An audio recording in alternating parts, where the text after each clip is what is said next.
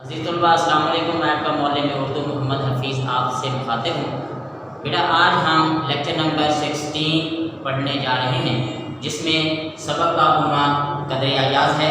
جس کے مصنف کرنل محمد خان ہیں۔ صنف ادب کے اعتبار سے یہ سبق جو ہے مضمون ہے اور ماخذ اس کا بزم آرائیاں ہے، یعنی بزم آرائیاں ایک ایسی کتاب ہے کرنل محمد خان کی جس سے یہ سبق قدر ایاز لیا گیا ہے۔ اب ہم بیٹے چلتے ہیں مصنف کے تعارف کی طرف۔ اس کے تعارف میں سب سے پہلے ہم جو ہے اس کے دیکھتے ہیں کہ کرنل محمد خان 1920 میں چکوال میں پیدا ہوئے اور 1999 میں یعنی 1999 میں انہوں نے وفات پائی۔ ابتدائی تعلیم انہوں نے اپنے گاؤں سے حاصل کی۔ میٹرک کی تعلیم حاصل کرنے کے بعد گورنمنٹ کالج لاہور میں داخل ہوئے اور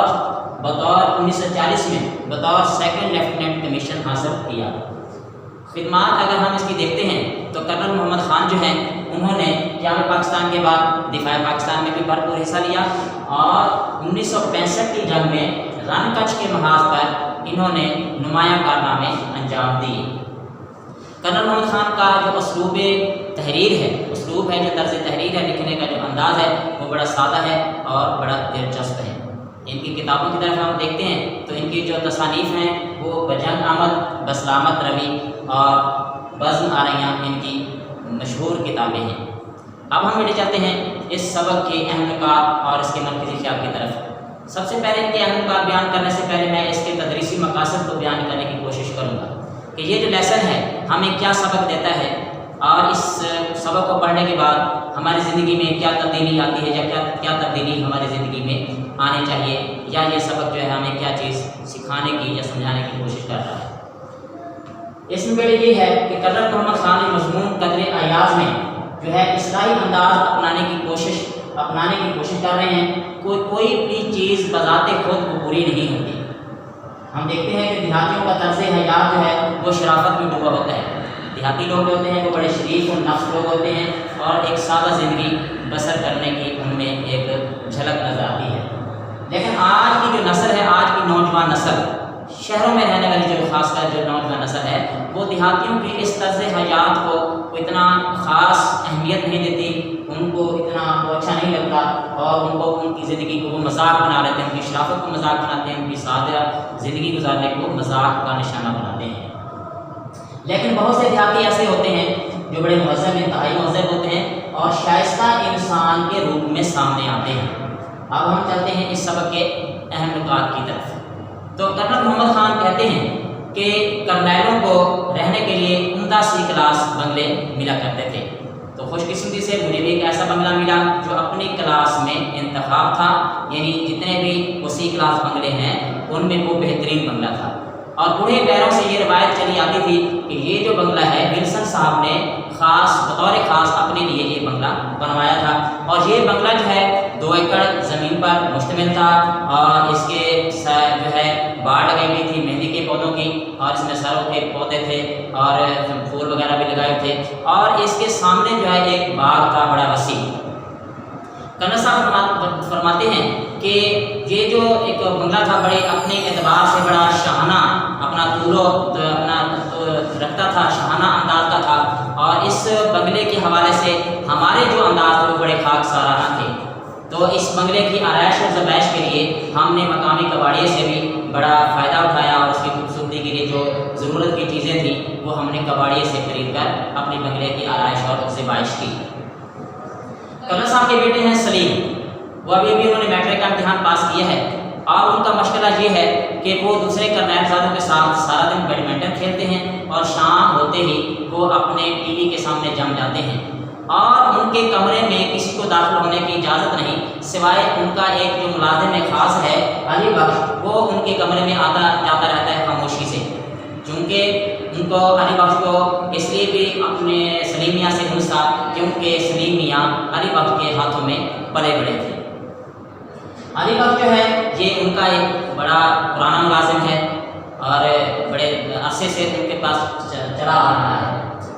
سلیم میاں اور علی بخش کے درمیان ایک تنازع ہوتا ہے۔ وہ ایسا ہوتا ہے کہ ایک مرتبہ سلیم میاں کی عدم موجودگی میں سلیم میاں کے ایک دوست امجد صاحب ان سے ملنے کے لیے آتے ہیں، تو علی بخش ان کو برآمدے میں بٹھا دیتے ہیں اور ٹھنڈے پانی کا گلاس پیش کرتے ہیں۔ जब सलीमिया को ये बात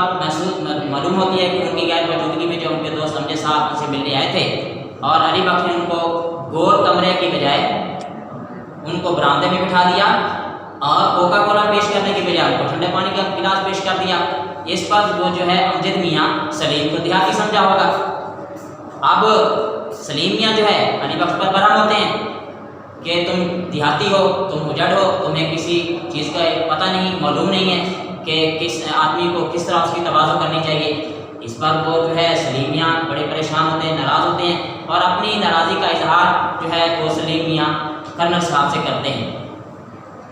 और ये शिकायत अपनी जो है कर्नल साहब को जब वो लगाते हैं, उनकी जब जैसी दास्तान कम ख़त्म होती है ऊपर से सलीम मियाँ भी आ जाते हैं, तो सलीम मियाँ भी अपनी दास्तान सुनाते हैं कि इस तरह जो है वो मेरे साथ इन्होंने किया है कि मेरी गैर मौजूदगी में अमजद साहब की जो है इन्होंने ख़ास तरीके से या ख़ास तौर पर इन्होंने तवाज़ो नहीं की और अमजद जो है वो उसे देहाती समझा होगा।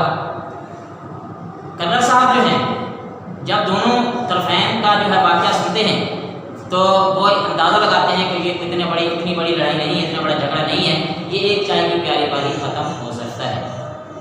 अब वो एक देहाती का किस्सा सुनाना शुरू करते हैं। किस्सा कुछ यूँ है कि एक देहाती लड़का जो अपने गांव में एक छोटा चौधरी ही कहलाता है, छोटे मोटे चौधरी हैं, गांव में थोड़ी सी उनकी ज़मीन है और प्राइमरी पास करने के बाद वो शहर के स्कूल में दाखिला लेता है। जब वो पहले दिन स्कूल जाता है तो उसने सर पर साफा बांधा होता है, कुर्ता पहना होता है, तहमत बांधी होती है और पाँव में कोटवारी जूता होता है। जब मास्टर साहब उसको शलवार पहनने का कहते हैं तो वो अपने देहाती अंदाज में एक पंजाबी लैंग्वेज में, पंजाबी ज़ुबान में कहते हैं, ओ खुदा सुथन त लड़कियाँ पौंदियाँ ने, यानी शलवार जो है वो लड़कियाँ पहनती हैं और सारे क्लास के लड़के जो हैं वो इस बात पर खिलखिला उठते हैं। अगला पॉइंट जो है हमारे पास है इस बात पर भी, जब वो इस बात पर सलीम मियाँ इस बात का भी मजाक उड़ाते हैं कि क्या वो पतलून नहीं पहन सकता था।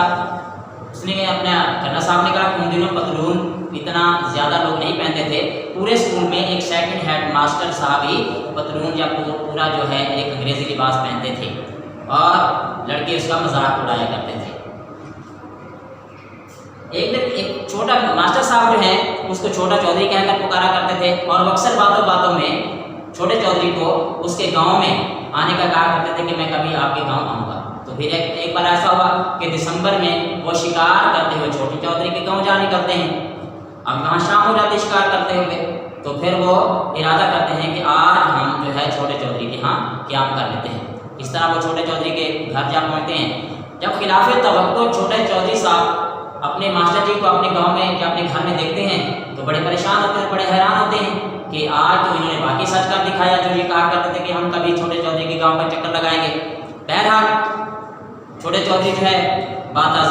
बसित ताज़ीम जो है उसको अपने चौपाल में ले जाते हैं, जहाँ पर पहले से मौजूद कुछ लोग जो है वो हुक्का पी रहे होते हैं और आग ताप रहे होते हैं। और उस चौपाल के दो हिस्से होते हैं, एक हिस्से में घोड़ी बंदी होती है। अब मास्टर जी को बैठने के लिए एक रंगीन चारपाई जो है उनके लिए पेश की जाती है, खाने के लिए भुट्टे पेश किए जाते हैं और उनको पीने के लिए जो है शरबत में या उसको मशरूब में लस्सी पेश की जाती है। छोटे मास्टर साहब चूँकि लस्सी के लिए शौकीन नहीं होते और मौसम भी जो है वो सर्दियों का होता है, लिहाजा वो चाय की फरमाइश करते हैं। उन दिनों देहातों में चाय का इतना रिवाज नहीं था बिल्कुल, बल्कि बिल्कुल पी ही नहीं जाती थी। बहरहाल चाय की जो पत्ती है वो मकामी हकीम से मंगाई जाती है और अब चाय बनाने का मसला पैदा हो जाता है। चाय जो है बनाई तो जाती है लेकिन इस तरह की बनती है कि वो चाय कम और लस्सी ज़्यादा होती है। मास्टर साहब चाय का एक घूंट पीते हैं और वो प्याली रख देते हैं,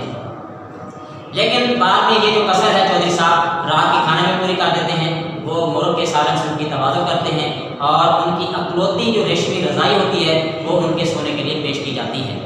इस तरह रात वो बसर कर लेते हैं। सुबह जो है उनको अपने मास्टर साहब को खेतों की सैर कराई जाती है और मस्जिद के गुसल खाने से उनको गुसल करवाया जाता है और फिर नाश्ता करके छोटे चौधरी साहब अपने जो है शहर की तरफ अपना जो मास्टर साहब हैं स्कूल अपने शहर की तरफ रवाना हो जाते हैं।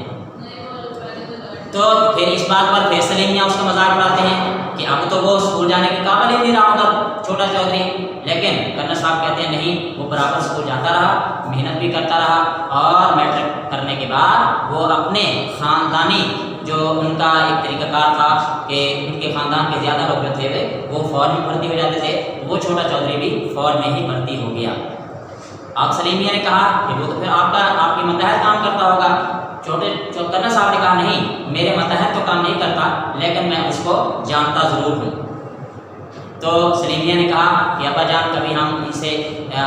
ملنے کی یعنی کہ ملنے کی خواہش کا اظہار کیا اور ملنے کی خواہش کی، تو ماسٹر جی نے کرنل صاحب نے کہا کہ اگر آپ اس سے ملنا چاہتے ہیں ہم آپ کو ملوا دیتے ہیں۔ کرنل صاحب نے بازو پھیلا دیے۔ اس پر سلیمیہ نے کہا کہ ابو جی آپ، تو اس پر جو ہے چھوٹے چودھری